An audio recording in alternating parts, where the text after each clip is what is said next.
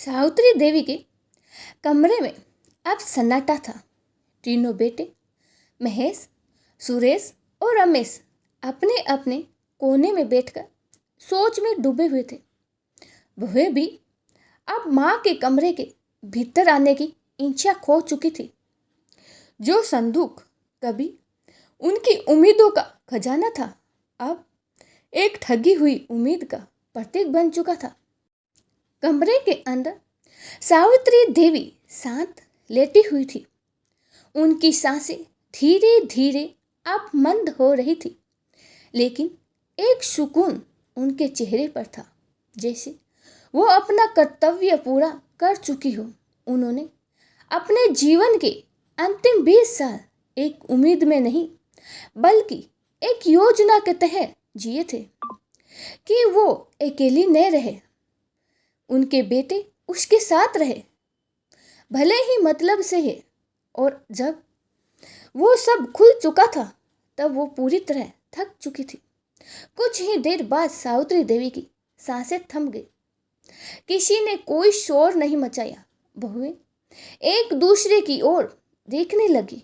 बेटों ने माँ के मुंह पर सफेद कपड़ा रख दिया और डॉक्टर को बुला लिया, सिर्फ यह सुनिश्चित करने के लिए कि माँ सच में नहीं रही। डॉक्टर ने सिर हिलाया और एक लाइन लिखकर चला गया। अब बचा था क्रियाक्रम, अंतिम संस्कार और 3 बेटों की आपसी खींचतान। माँ की चिता जल रही थी, लेकिन चिताओं से ज्यादा गरम बहस घर के बाहर चल रही थी। महेश बोला, अब जब माँ नहीं रही तो ये पुराना घर किसके हिस्से में आएगा? सुरेश बोला, देखो, यह घर पिताजी का था, तीनों का बराबर हक है, लेकिन माँ के अंतिम समय में मैं ही सबसे ज्यादा आया। तुम दोनों को तो फोन तक नहीं करते थे। रमेश गुस्से से बोला, हक का कोई हिसाब नहीं रखता। जो संदूक में निकला वो भी कुछ नहीं था। अब ये घर ही आखिरी बची चीज है। बहुएं अब पीछे नहीं थी। उन्होंने भी अपने अपने पतियों को भिड़काना शुरू कर दिया। ज्यादा अच्छे बेटे बने फिरते थे। अब देखो, तुम्हारी माँ ने तो कुछ नहीं दिया, कम से कम घर का हिस्सा तो मिलना चाहिए। तीनों भाइयों में लड़ाइयाँ बढ़ती जा रही थी। पुलिस तक को बुलाने की नौबत आ गई थी, लेकिन तभी एक बुजुर्ग वकील उस पुराने घर के सामने आकर खड़ा हो गया। वो बोला, मैं राम प्रसाद वर्मा हूँ, सावित्री देवी जी की वसीयत लेकर आया हूँ। उन्होंने 6 महीने पहले ही यह वसीयत तैयार करवाई थी। तीनों बेटे और बहुएं चुप हो गई। सभी की नजरें उस लिफाफे पर जा टिकी जिसमें माँ का अंतिम फैसला था। वो बंद था। राम प्रसाद जी ने वसीयत पढ़नी शुरू की। मैं सावित्री देवी पूर्ण मानसिक स्थिरता में यह वसीयत बनाती हूँ। मेरे तीनों बेटों ने जीवन में कभी मेरे दुख को न समझा, न ही साथ दिया। मेरे पास जो कुछ था, मैंने उसे जरूरत के समय बेच दिया। यह घर जो मेरे पति की आखिरी निशानी है, मैं इसे शिवलोक वृद्धाश्रम टैक्स पर को दान देती हूँ, ताकि कोई और माँ अकेले ना मरे। मेरा संदूक उन पत्थरों से भरा था जो मुझे यह एहसास दिलाते थे कि मैं अब भी कुछ सजो रही हूँ, लेकिन असल में मैं सिर्फ अकेलेपन से लड़ रही थी। मेरी मृत्यु के बाद मेरे बेटों को यह समझ में आ जाए कि सेवा सिर्फ लालच से नहीं होती, बल्कि प्रेम से होती है, तो मेरी आत्मा को शांति मिलेगी। तीनों बेटों और बहू का चेहरा फीका पड़ गया। किसी को कुछ समझ नहीं आया। अब वो घर उनका नहीं रहा। गांव के लोग, रिश्तेदार और पड़ोसी सब इस दृश्य के गवाह बन गए। धीरे धीरे ये बात पूरे इलाके में फैल गई। सावित्री देवी ने अपने बेटे को कुछ नहीं दिया और सावित्री देवी अब वो शांति से चिता की राख बन चुकी थी। लेकिन उनके चेहरे पर जो आखिरी मुस्कान थी वो इस बात की गवाही थी कि उन्होंने अपनी लड़ाई जीत ली थी। इस कहानी का अंत माँ की मृत्यु से नहीं होता है, इसका अंत समाज की उस सोच पर होता है जहाँ माँ बाप को बस बुढ़ापे का इन्वेस्टमेंट समझा जाता है।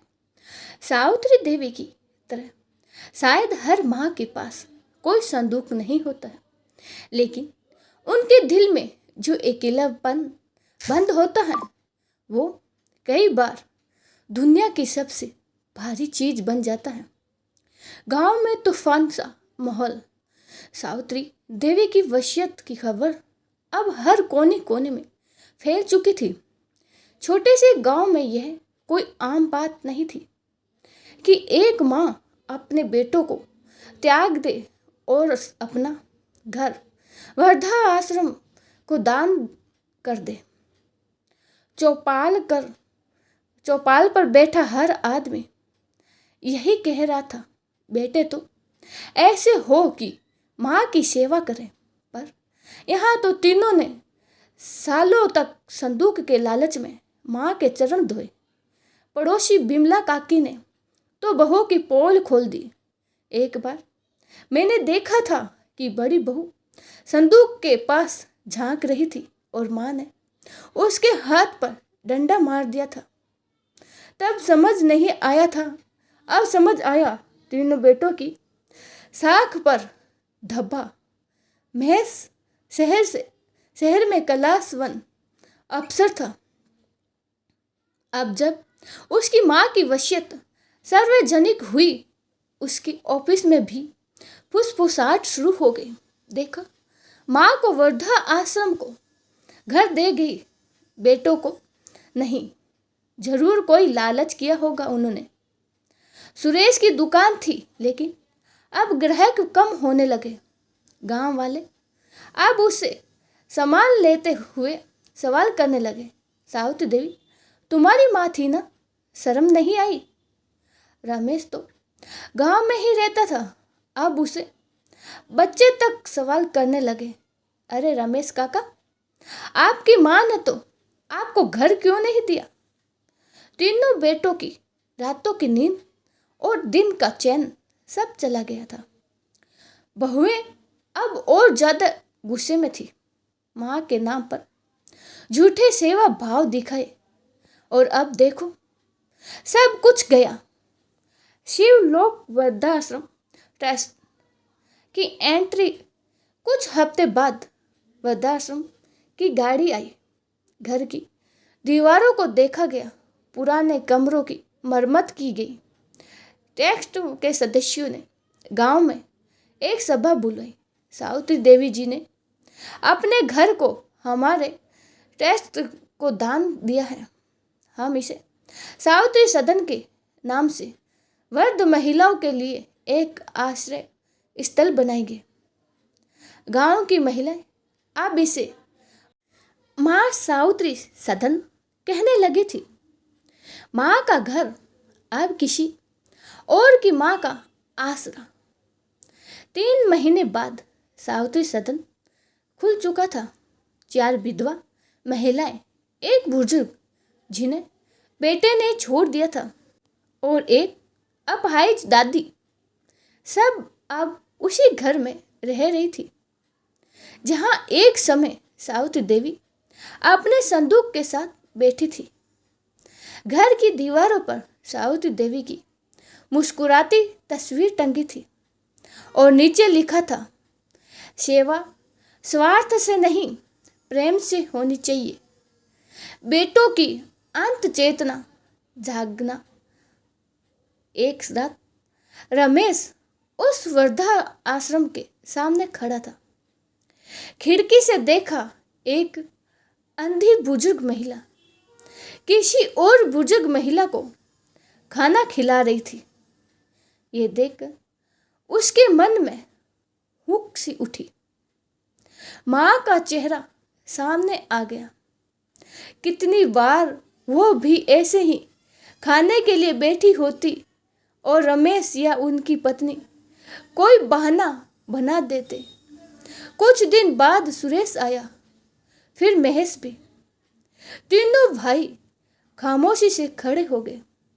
अब कोई लालच नहीं था, कोई अपेक्षा नहीं थी, सिर्फ पश्चाताप था। माँ की राख के पास 3 बेटे, तीनों भाई एक बार फिर माँ की अस्थियों को लेकर गंगा किनारे पहुंचे। महेश बोला, माँ ने हमसे जीवन भर कुछ नहीं मांगा, फिर भी हम बस संदूक के पीछे भागते रहे। सुरेश की आंखें भर आई। वो संदूक असल में उनके अकेलेपन की रक्षा थी। रमेश घुटनों के बल बैठ गया। हमने कभी यह नहीं पूछा कि माँ क्या चाहती है, बस यह सोचता था कि माँ के पास क्या है। तीनों भाइयों ने एक वादा किया, हम अब हर महीने वर्धा आश्रम आएंगे, वहाँ रहने वाली महिला को माँ समझकर सेवा करेंगे। सावित्री सदन की दीवारों पर अब बच्चों की हंसी गूंजने लगी थी। गांव के बच्चे वहाँ बुजुर्गों के साथ कहानियाँ सुनते, महिलाएं पूजा करती और सावित्री देवी की तस्वीर के सामने दिया जलता रहता था। तीनों बेटे अब हर त्योहार पर वहाँ आते, खाना पकाते, बुजुर्गों के पैर दबाते और आंखों से बहते आंसुओं के साथ कहते, माँ हमसे गलती हुई, लेकिन अब हम सीख गए हैं कि माँ होना कोई संदूक नहीं होता, वो तो जीवन की सबसे बड़ी पूंजी होती है। दोस्तों, आपको ये कहानी कैसी लगी? अगर अच्छी लगी हो तो कमेंट बॉक्स में जरूर बताइएगा। मिलते हैं अगली एक छोटी सी कहानी के साथ, तब तक के लिए जय श्री कृष्ण, राधे राधे।